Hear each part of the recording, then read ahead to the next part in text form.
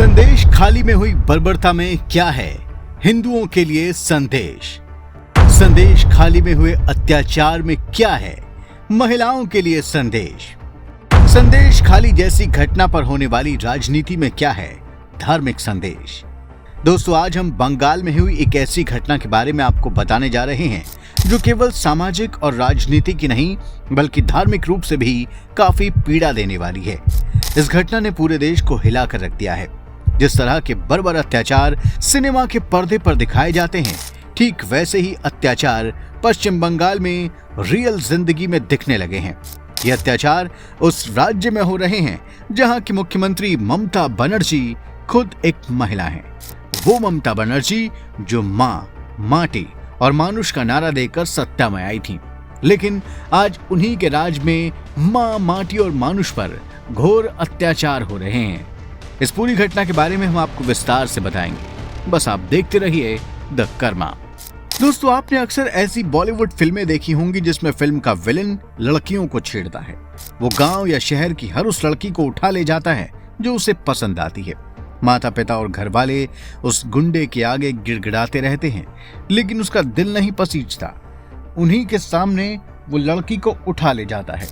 यही नहीं, कुछ फिल्मों में माता पिता और भाई या पति के सामने ही वो गुंडा और उसके गुर्गे बेटी, बहू या पत्नी का गैंगरेप करते हैं। घर वाले रोते रहते हैं। उन्हें जान से मारने की धमकी देकर उनके सामने ही बेटी के साथ बर्बरता होती है। दोस्तों, बॉलीवुड फिल्मों का ठीक यही सीन बंगाल के संदेश खाली में रियल जिंदगी में हो रहा है। यहाँ मेन विलन टीएमसी नेता शाहजहां शेख है और उसके गुर्गे हैं टीएमसी के कार्यकर्ता, और अत्याचार का शिकार हैं संदेश खाली का लगभग हर परिवार। शाहजहां शेख को जो लड़की पसंद आ जाती है वो उसे हर कीमत पर अपनी हवस का शिकार बनाता है। टीएमसी के गुंडे के रूप में मशहूर हो चुके टीएमसी कार्यकर्ता उसके साथ इस अत्याचार में शामिल रहते हैं।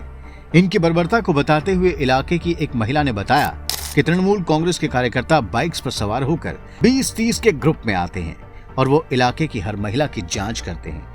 वे सबसे कम उम्र की और सबसे अच्छे दिखने वाली महिला को चुनते हैं और उसे अपने साथ ले जाते हैं। वो रात भर उसके साथ संबंध बनाते हैं और उसे तभी छोड़ते हैं जब वो संतुष्ट हो जाते हैं। दोस्तों, रियल दुनिया का विलेन शाहजहां शेख पिछले कई साल से इलाके की महिलाओं का यौन शोषण कर रहा है, लेकिन बंगाल की पुलिस इसके खिलाफ कोई कार्रवाई नहीं करती। इसकी एक वजह भी एक पीड़ित ने बताई।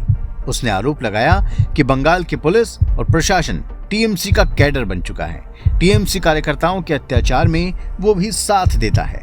अब सवाल उठता है कि इसके अत्याचार का खुलासा कैसे हुआ? तो जवाब है केंद्र सरकार की एजेंसी ईडी। दोस्तों, जब भ्रष्टाचार के एक मामले में ईडी शाहजहां शेख के घर रेड करने पहुंची तो उसके समर्थकों ने ईडी की टीम पर हमला कर दिया। इस हमले में कई अफसर घायल हो गए, लेकिन घटना के बाद केंद्र की एजेंसियों का जब दबाव बढ़ा तो शाहजहां शेख फरार हो गया। मामले के हाईलाइट होने के बाद शाहजहां के गुर्गे भी अंडरग्राउंड हो गए। इधर इलाके में जैसे ही लोगों को पता चला कि शाहजहां शेख के खिलाफ केंद्रीय जांच एजेंसियों का शिकंजा कस गया है, तो फिर वर्षों की दबी हुई पीड़ा उभर आई और सैकड़ों की संख्या में महिलाएं शाहजहां शेख का विरोध करने सड़क पर उतर आई। प्रदर्शन के दौरान महिलाओं में इतना गुस्सा था कि उन्होंने शाहजहां शेख के गुर्गे शिबू हजारा के घर पर हमला कर दिया, वहां तोड़फोड़ की और उसके पोल्ट्री फार्म में आग लगा दी। महिलाओं का आरोप है कि यह पोल्ट्री फार्म गांव के लोगों की जमीन को कब्जा करके बनाया गया है। महिलाओं के इस उग्र प्रदर्शन के बाद पूरे देश में एक खबर फैल गई और ममता सरकार की थू-थू होने लगी। दोस्तों, टीएमसी नेता शाहजहां शेख और उसके समर्थकों ने न मां को छोड़ा, न माटी को छोड़ा और न ही मानुष को छोड़ा। टीएमसी नेता शाहजहां ने संदेश खाली की माताओं बहनों का यौन उत्पीड़न किया, माटी यानी जमीन पर कब्जा किया और मानुष यानी मनुष्यता को शर्मसार किया। घटना के इतने दिन के बाद भी ये नेता फरार है और ममता की पुलिस उसे पकड़ नहीं पा रही। दोस्तों, केंद्रीय मंत्री स्मृति ईरानी ने संदेश खाली में हुई रेप की घटनाओं पर ममता सरकार को कटघरे में खड़ा किया है। दोस्तों, दूसरे पक्ष का दावा है कि संदेश खाली में महिलाओं के साथ दुर्व्यवहार हुआ है, जमीन हड़पी गई है, लेकिन रेप जैसी घटना नहीं हुई। कोई भी पीड़ित महिला खुलकर सामने नहीं आई है, न वहां इस तरह की कोई रिपोर्ट पुलिस में दर्ज कराई गई है। तो इस बारे में वहां के कुछ लोगों का कहना है कि कौन महिला सामने आकर कहेगी कि उसके साथ रेप हुआ है। लेकिन जब शाहजहां शेख के खिलाफ आंदोलन हुआ तो खुलकर उसका विरोध करने सामने आ गईं और कुछ मीडिया चैनल्स ने चेहरा छुपाकर इनकी बाइट चलाई है। कुछ लोगों का कहना है कि ऐसी महिलाएं तभी अपनी बात रख सकती हैं जब उन्हें पुलिस प्रशासन और राज्य सरकार पर पूरा भरोसा हो। दोस्तों, मामले की जांच चल रही है। सच्चाई क्या है ये कुछ दिनों में साफ हो जाएगा, लेकिन एक महत्वपूर्ण सवाल है कि क्या ये घटना धार्मिक नजरिए से खासकर हिंदुओं के लिए चेतावनी से भरी है।